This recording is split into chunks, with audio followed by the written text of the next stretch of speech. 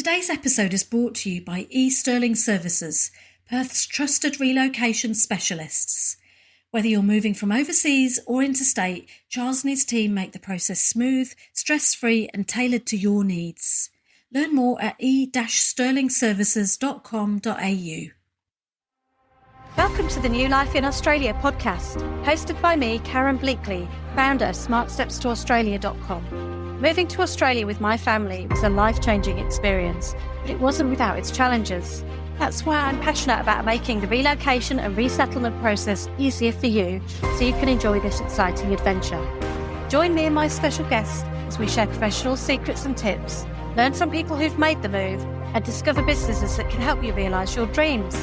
Now is the best time to create the life you've always wanted. This podcast is here to show you what's possible and to inspire you every step of the way. Let's go. Let's take a moment to acknowledge the Gubbi Gubbi people, the traditional owners and custodians of the land on which I live, work and play. I thank them for the privilege of being able to live in such an incredible part of the world, and I pay my respects to their elders past, present and emerging. Hey there, welcome to this week's episode of the New Life in Australia podcast. I'm your host Karen Bleakley, and this week I've been having a really fantastic chat to Charles from Sterling Services.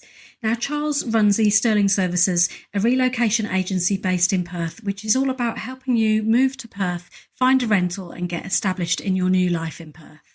So it was a great chat. I talked to Charles all about finding a rental in Perth. We covered so much really useful information. We went through so many questions, loads of practical tips in there. So I'm sure you'll find it really helpful whether you're going to be moving to Perth in the near future, whether you're looking for a rental there or whether you're looking for a rental anywhere else in Australia, because what we talked about is really practical, transferable information that you can find useful no matter where you're moving in Australia. Can't wait for you to listen to the episode, so let's get started and roll it now. Hey there, welcome to this week's episode of the New Life in Australia podcast. Today I'm chatting to Charles from Sterling Services. Hey Charles, how are you today? And can you introduce yourself and tell us a little bit about yourself? Hi Karen, all good, thank you.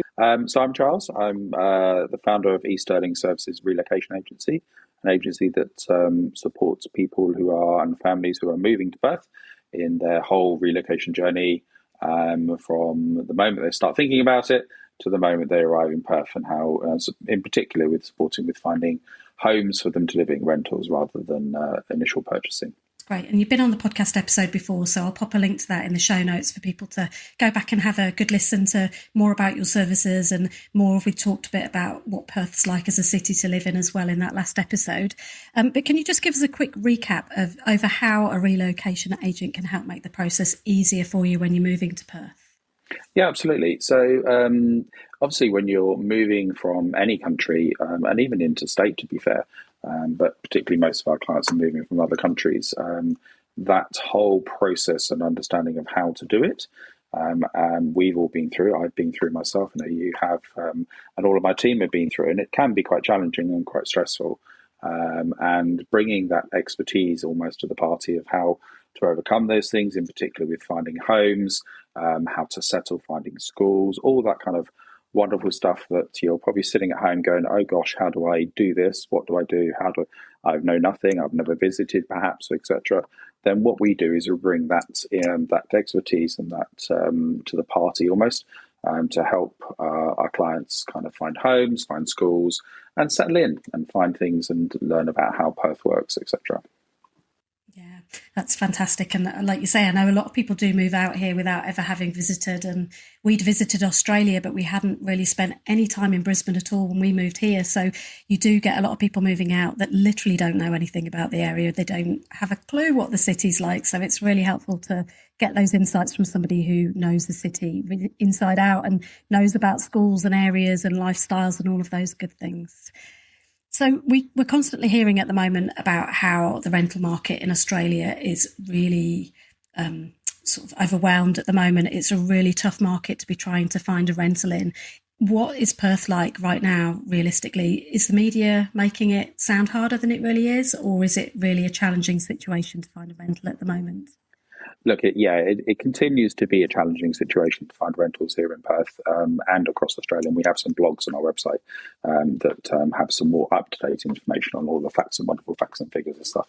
But essentially, if when I talk to clients, really when I look at how many people are turning up for viewings at properties across Perth, particularly in the northern suburbs, which are very sought after, we can be looking at 30 to 40 to over 100 people viewing our properties. And I'm sure people have seen lots of TikToks and Instagram posts of queues down the street. And that sometimes, unfortunately, is the actual reality, is that, there might be, I did a viewing a few months back in a home in Scarborough, which was 120 people were scheduled to view, and there was a queue down the road, and that's pretty horrific when you're arriving in Perth, and that's not something that most people are used to in the varying countries, particularly, for example, from the UK, which is where a majority of our clients come from.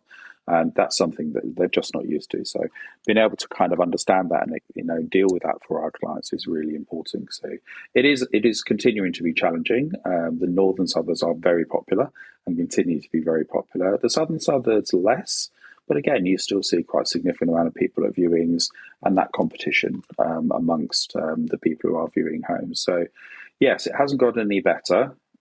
Prices have started to reduce a little bit, in line with general price reductions across all of Australia, really, I would argue. But essentially, yeah, it's pretty much the same as it was a year ago or even 2 years ago. And I don't anticipate that getting any movement in that, any significant movement anyway, over the next year or two.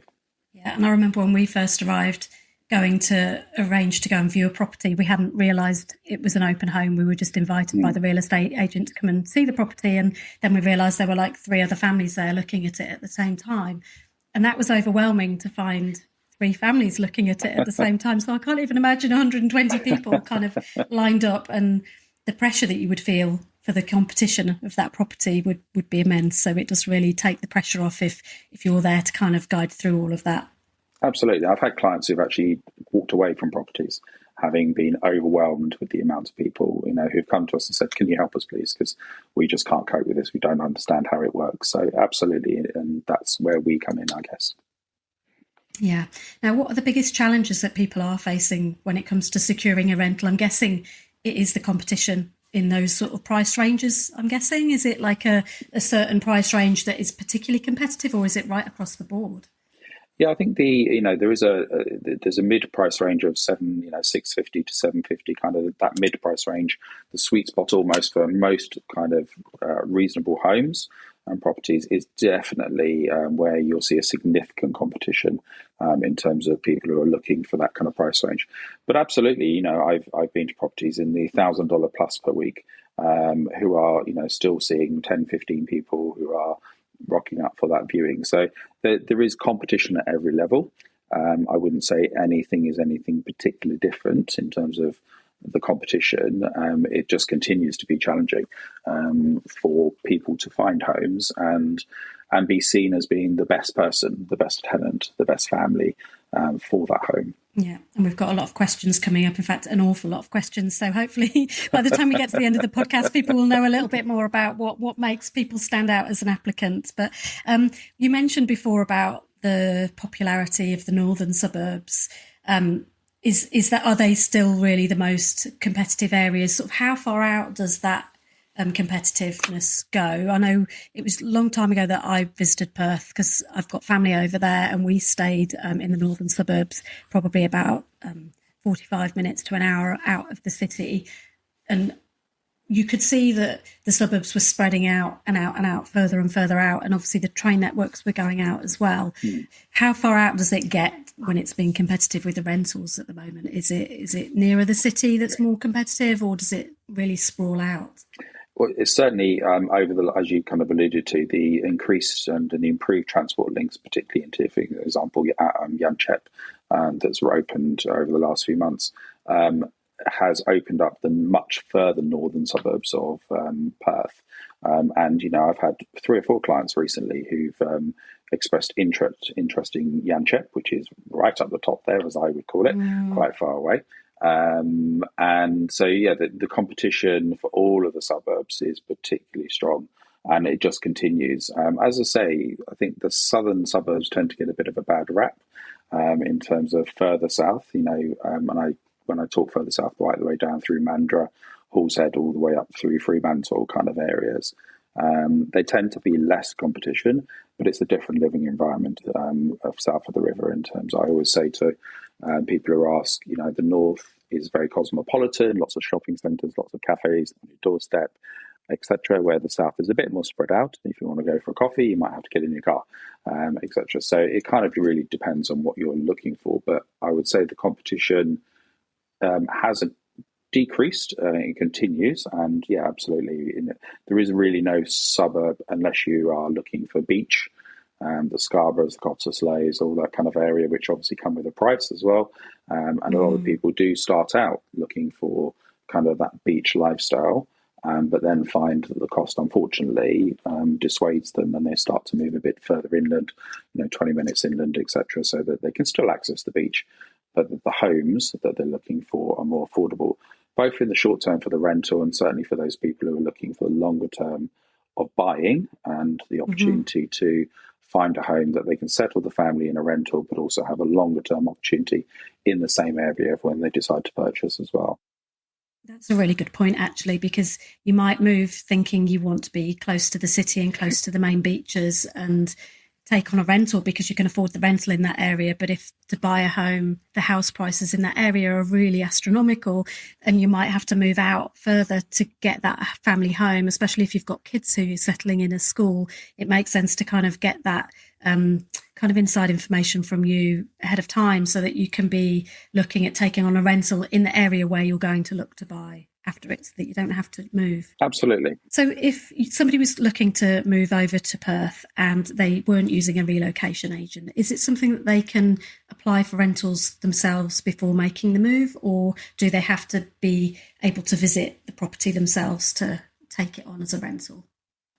Yeah, so we always say to people, that if it's something you want to do yourself, then absolutely don't use a relocation agent. If you've got the time and you've got the the ability and the feeling you can go and do it yourself, then absolutely do it yourself.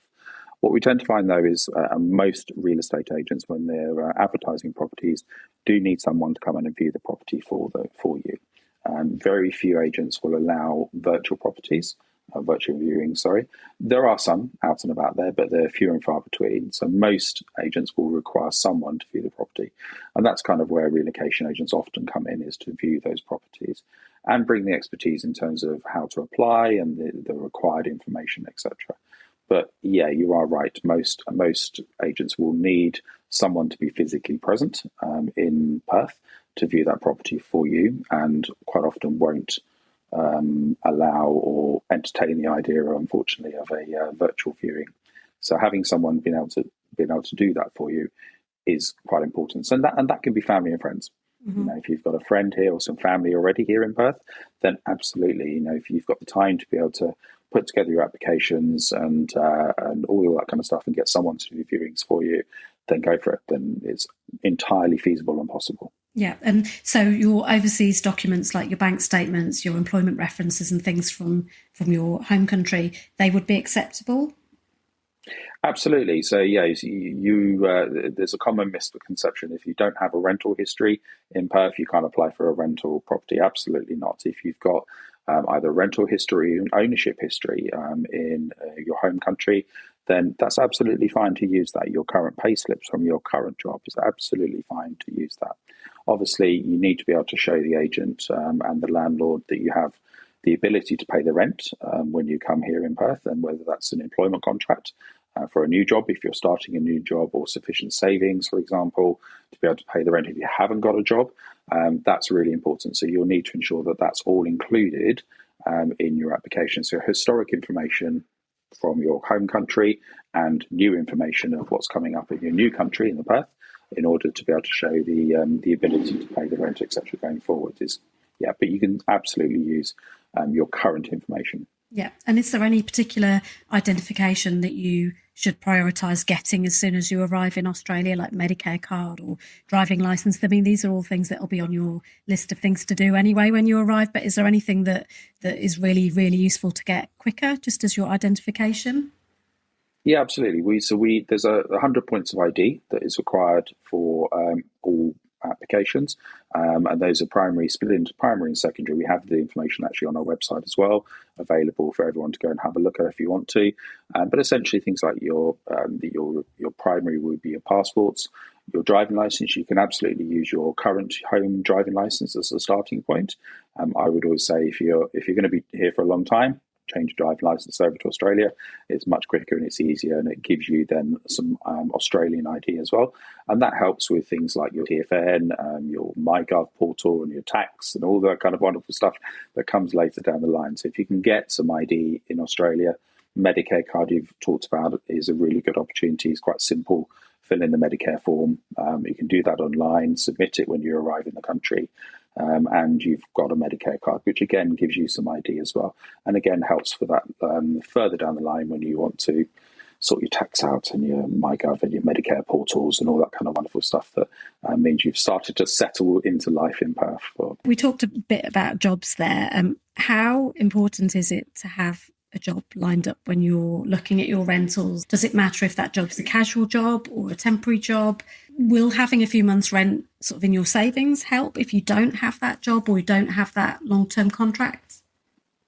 Yeah, look, if an agent's looking at an application for a rental property and they've got 30 applications and 28 of those people have got jobs here in Perth with a salary and evidence of that, then obviously they're going to look at those as priority applications because they've already got jobs, they've got a contract. If you've got a job when you're coming here, it's really important to show evidence of that job, as I said, an employment contract uploaded to your application portal, etc., or evidence of payslips if you have already started work or about to start work. If you haven't got a job, it's not impossible to get a rental. There are ways and means of adapting your application to ensure that you sell yourself. And we always talk to our clients about how we sell them, essentially, to the agent and the landlord to show that you can afford the rent. And that's really what key is, what the agent's looking for. Can you afford to pay the rent, whether that be from savings or whatever method, whether that be from income from your home country in terms of perhaps you're renting out your home in the country you've come from, and that's providing some form of income to you. There's ways and means, and we can support with putting, ensuring that all information is presented in the right way, that the agent and the landlord look at your application positively if you haven't got a job. So it's not impossible. Obviously, if you've got a job, it's much easier, but it's not impossible. It's how you present and how we would present you as a client if you haven't got a job. We'll get back to the conversation in just a moment, but first, a quick thank you to Sterling Services for supporting this episode. Moving to a new city or even a new country can be overwhelming. From choosing the right suburban schools to setting up a home before you arrive, they handle the details so you can focus on settling into your new life. If you're planning a move to Perth, check out e-sterlingservices.com.au to see how they can help make your relocation effortless. Is it legal in Perth to offer so many months' rent up front to gain a property? Is that something that you can do? Or if you really love a property and it's very competitive, could you offer a little bit more per week for the property? Things like that, just as a way of giving you a bit of an edge? Yeah, so there was a change in regulation that meant that agents couldn't ask you for more money. So if a property is advertised at 700, they can't suggest to you that you should offer more money, which historically was happening across the market in Australia. Now, there's nothing stopping you from offering more money from the advertised price if you feel that that property is absolutely worth it and you want to, put yourself in the best position. We always say to our clients is when we do viewings is we look at a whole variety of stuff for the client to help them understand the property they're viewing and whether they, if it's on for 700, is it worth offering more? We will always give advice looking at demographics, turn up, presentation, etc., and property market rental prices around that particular area, etc., will help you and the clients come to a solution as to whether that's necessary or needed. But we would always say is don't go in with an assumption that you have to spend more money than what's advertised. Never ever assume that. It's something to have in your back pocket and pull it out if you want it. And if you look at a property and you've seen a property and it's stunning and it's the best thing since sliced bread and you absolutely want it, then that's something to perhaps consider, whether that be offering more money or offering a few months rent in advance. It may be the difference between winning the property or not winning the property, but don't go in with that as an assumption that you have to do. You definitely don't. Yeah, and that's where your expertise comes in, because you'll know what properties are worth in the area, how many properties are coming available, and whether this is likely to be a one-off opportunity or whether there's heaps of those types of properties that come on the market all the time at that kind of price range. So it just gives you that bit of an informed decision, doesn't it? Absolutely, yeah. And I think also understanding, when we're doing the viewings, we are looking at the other people viewing and coming up with some thoughts around, if there's 30 or 40 people, how many people we think will view that property, or will apply for the property based on our understanding of, those people and the demographics, as I said, and that will help you make an informed decision, as you say, around what to do. Yeah, rather than just jumping in straight in there. Now, is there a guideline around how much of your income should be going towards rents that they will be reviewing when the real estate agents are looking at your application? Yeah, so again, there is a generalised guideline of between 30 and 40% of your annual income. It shouldn't be more than that in terms of shouldn't be more than that in terms of your spend. Again, I always say to our clients is that's a guideline, and agents will use it as a guideline. They'll look at that as a starting point. But then they look at the overall picture of your rental profile, your history, your background, your job history, your address history, your overall financial status. So I guess don't sweat the 30 and 40%, because the other stuff underneath that helps you in terms of building your application can actually discount that 34%. And I've had clients who've absolutely breached the 40% because their overall status and their overall history and their overall financial status clearly shows that is not going to be a problem for them. But it's a starting point to think about. Yeah. Okay. So if somebody wanted to appoint you to help them finding a rental, what would the process look like? Do they reach out to you obviously via email or something first and have a quick call with you? Yeah, so we always, you can email me, you can WhatsApp me, you can phone me. Everything is available on our website. You can also book direct appointments on our website as well. Whatever works for our clients, we have lots of different ways to contact us, all available. We always start the process with an initial conversation, a bit of a chat, talk about our services, what we can offer. We offer, fully transparent prices, and talk about the process. Start the conversation about locations, and homes and requirements, etc. But it's a much more detailed conversation.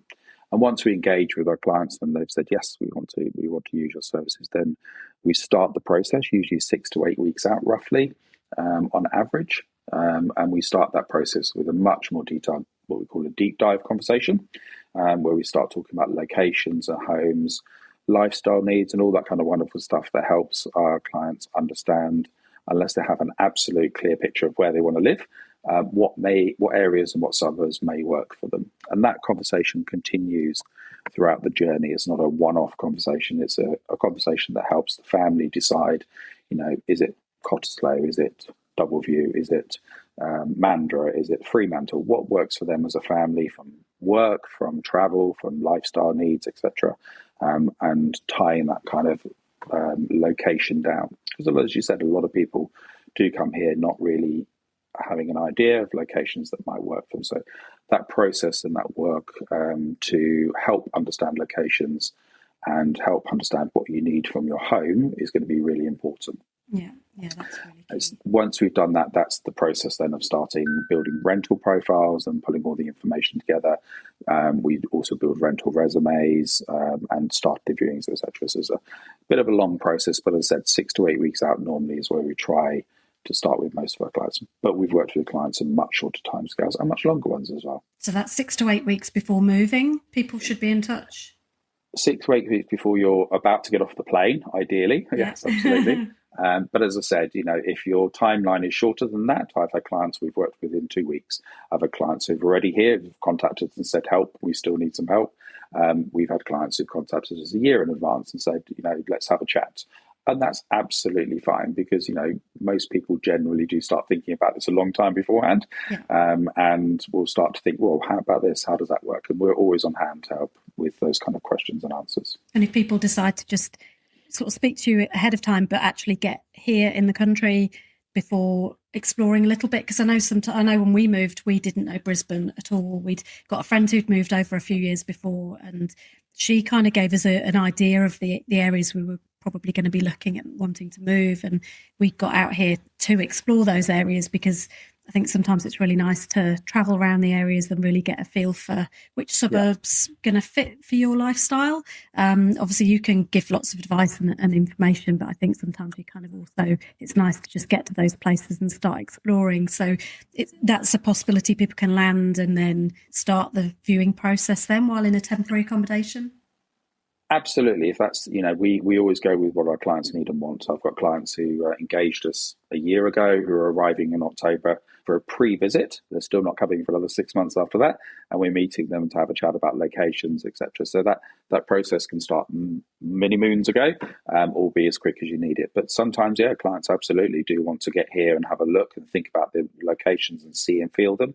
And that's absolutely fine. And with those clients, we'll tailor our relocation support to whatever is needed from them in terms of support with viewings, support with locations when they arrive, meeting for coffees, all that kind of lovely stuff as well. Yeah, I was going to say, I often end up meeting people from my Facebook group who've come out for coffee and just want to kind of pick my brains about areas and just explore a little bit. And they just kind of doing a tour around Brisbane, having a look, and we just meet for a coffee to have a bit of a chat. But it's really nice if you can come out ahead of time and explore and do that. And then the areas that you're going to be wanting a rental in, but it's not always possible for everybody with it being such a long distance. So it's good to know that you've got an option of either or if you decide to organise it ahead or actually just arrive and get it organised when you get here. How many properties, if somebody's sort of appointing you, I don't know whether you go and view the properties, all of the properties on their behalf, or whether if they're in the country already, they go with you to view the properties. But how many properties should someone realistically be looking at viewing, do you think, before they can secure one? Is it just look whether they get the first one, or could it be sort of 10 or 20, or like what is there a number there? Yeah, no, there's no number. Unfortunately, it'd be lovely if we could come up with a magic number. Be amazing. No, so there is no real number. Again, a lot will come down to your rental profile, your history, your background, and your resume, and how we present you as to how many viewings, and also what you need and want from your home. We've had clients who we've been absolutely successful on the first viewing. They've loved the property, it's perfect for them, etc. But we've had clients who we've visited 10, 20 properties for before they found the right property that works for them. And that's the really important is ensuring that you have that flexibility to look as many properties as you need to ensure that you've got the right home for you and your family, if your family are coming, pets if necessary, to ensure you're settled and it's the right property for you before you make that decision. So there is no magic number, unfortunately. It'd be lovely if there was. But yeah, it varies a lot. Yeah, and I guess like you've sort of, it's not just that you're going to view every property and put in an application for every property, as you said there. You'll be viewing a lot of properties that you think look good on paper, and then you actually get there and they don't tick all the boxes when you actually arrive and start looking around it, or the feel's not right. So I think we were really lucky when we moved. I know that it was quite a while ago now and the market wasn't very competitive, but I think we probably only viewed about 5 properties, and the first one that we applied for, we got. So it was just a really different time back then. But yeah, you do kind of go along to properties thinking this is going to be the one, and then you get there and it's not the one at all. So yes, and I'd gone along to properties thinking this is going to be the one, and then got there and perhaps not. This is definitely not the one for our clients. So absolutely, what you see what you see advertised is sometimes not very different to what you actually see when you get there. Yeah. So what should people be budgeting for with their rental properties? Obviously, you've got your bond and you've got some rent up front. What are those fees? How much could those be? Yeah, so your bond is, if it's for most clients, it's 4 weeks worth of rent. So whatever your rent is going to be, assume that 4 weeks is going to be your bond, and that's secured by the bond administrator. So it's put to one side, it's kept safe, it's secure to ensure that that returns to you, assuming that you haven't damaged or done any damage to the property during your tenancy. And then usually what happens is most is 2 weeks rent in advance. So you should aim to put 6 weeks worth of rent, whatever that is you're budgeting for, 4 weeks of the rent and 2 weeks rent in advance. And then mostly what happens is your rental thereafter will generally be weekly, occasionally bi-weekly, so fortnightly. I've seen one that's asked for monthly rental, but as you know, most places in Australia operate on a weekly basis in terms of anything really. So rent here is usually weekly thereafter. Yeah, that was a bit of a thing to get used to when we first arrived, because you're used to everything being monthly, and like my husband gets paid weekly, and so we try and make sure as many of our bills as we can are paid weekly. It just makes sense, and yes. It helps having your rent weekly if you're getting paid weekly, or like you say, bi-weekly. So can you tell us some top tips for helping your rental application stand out? I think the first thing is ensure that you have all the information that's required on the application, that it's the right information, that it's up to date and it's accurate and it's true and it's real. Don't fake stuff. It's just not worth it because they will check it. If you can put together a rental resume, again, we're talking if someone's doing this themselves, put together a CV showing yourself and your family, that's always really positive to kind of have that kind of visualization of you as a family, and will help the agent, and particularly, more importantly, the landlord, see who might be viewing it, sitting in their property or living in their property for the next year. Should that be photos, videos, anything like that? Photos generally, I would say. Videos are fine, but you have to link them. You send them as a PDF, so it can be complicated for people to open them. So any photos you can do as a family, photos of your current home that you're living in, whether rented or owned, internally showing how lovely and clean and tidy it is, etc. Because then all of that information will help the landlord make an informed decision about who might be living in their property. Those are kind of the two real kind of points, is ensuring that your profile and your rental profile is absolutely spot on. And you've got a bit of rental resume going in the background as well to kind of sell yourself. Yeah. And what pitfalls should people try to avoid when it comes to looking for a rental? It always surprises me, even today, when I go and do viewings, or any of our team go and view viewings, and I get this feedback all the time, is that people walk in, do a viewing, have a look around the house, and don't have a conversation with anybody in the agent there. So it still happens today. You are there to present, and whilst the agent might be busy and they might be on their phone and they might be dealing with the 30 or 40 other people who are all still trying to look around and ticking them in there, all that kind of stuff, always try and have a conversation with the agent whilst you're there, and introduce yourself and talk to them about what you're here for and what you're trying to achieve, what you're looking for, etc. And if you love the property, how much you love the property. All of that really does help. So make sure that you do, where possible, at the viewings, talk to agents. We always do that on behalf of all of our clients and start the process of presenting who we're there representing. That's really key, really important. So that's a pitfall to avoid. And obviously, as I said, kind of going to your application, ensuring that the information provided is accurate, it's up to date, and it's ready to go, and it's kind of not made up stuff, because that's not going to get you anywhere. Yeah, no, for sure.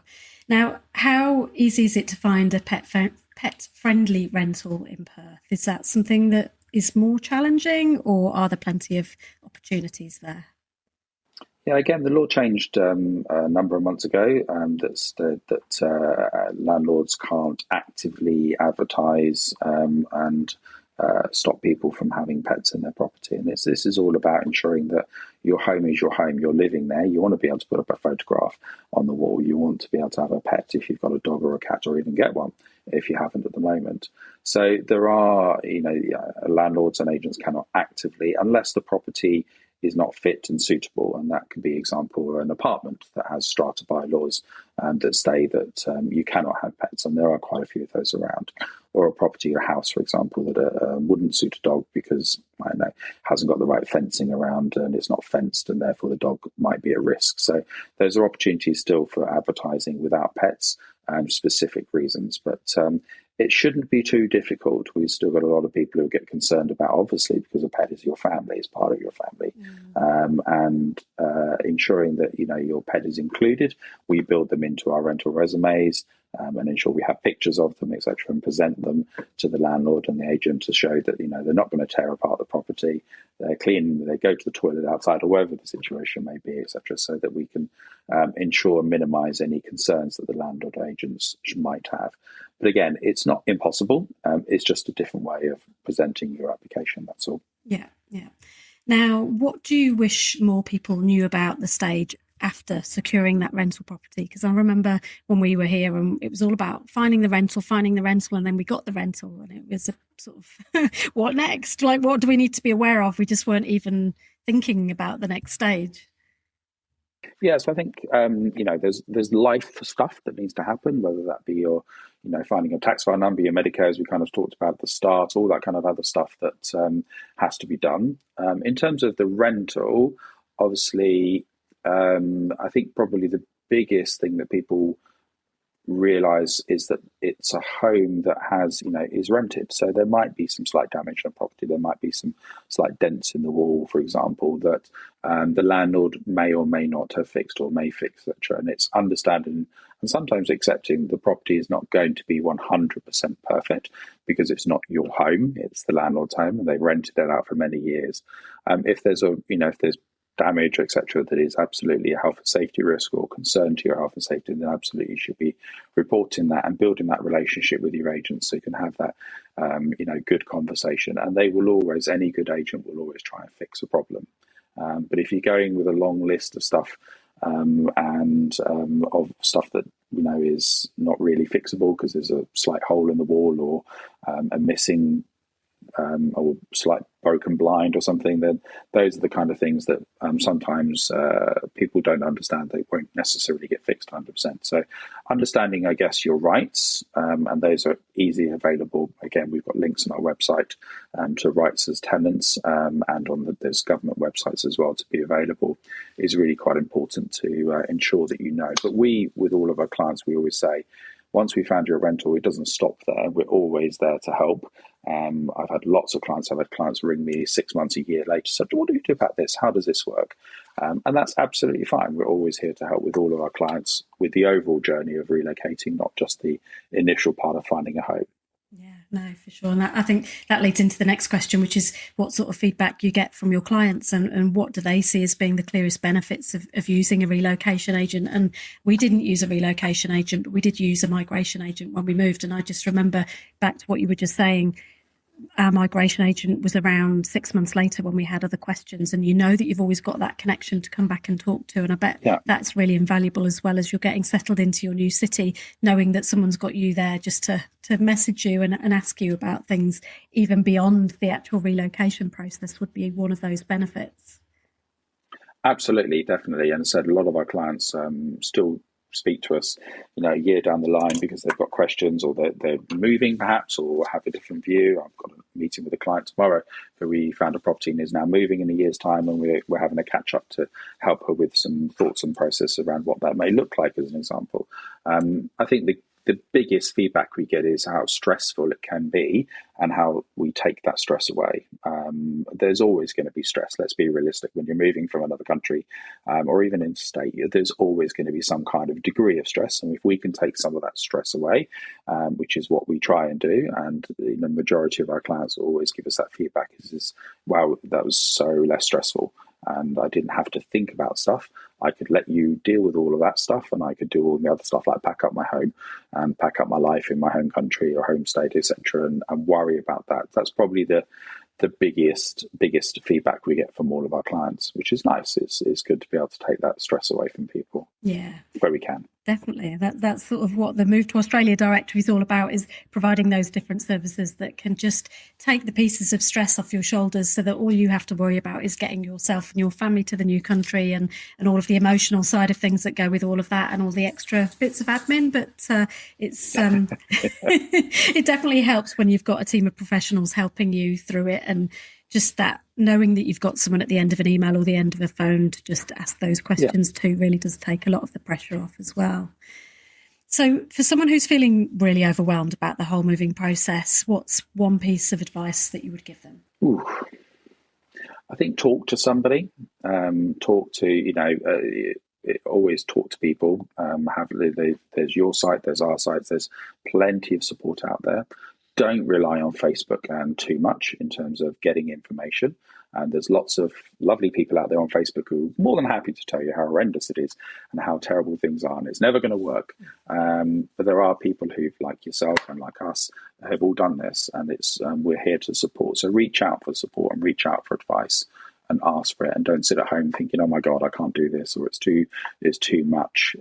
There are people out there who will help you and will work through the process of supporting you. So where can people go to connect with you and to learn more about your services? Well, our website is sterlingservices.com.au, which is the longest website. I don't know why I used that back in the day, but hey, it is what it is. Our website has all the information in terms of access, as I said, to book a direct meeting with us. It's got our telephone number, it's got our email address, our contact details on there. You can send a message via that as well. Whatever method works for our clients will work. WhatsApp, quite often used, Messenger, any communication, TikTok. There is a whole variety of ways to contact us on our website, but that's usually a starting point for people to find out more information and then contact us from there. That's great, and I'll pop all your links to lots of the blog posts that you were mentioning as we were going through the talk in the show notes, so people can click around and have a good read as well. No worries. That's fantastic. Thanks so much for your time today. Thank you. Good to speak to you. So thanks so much, Charles, for coming on. You shared so much valuable information. It was a really useful episode, and it's always so much fun having a chat with you. I'll pop Charles's links in the show notes to all of his blog posts that he talked about in the episode, to his last episode as well on the podcast, and to his listing in the Move to Australia directory as well if you want to reach out. That's it for me this week. In the meantime, let's get building your new life in Australia, one episode at a time.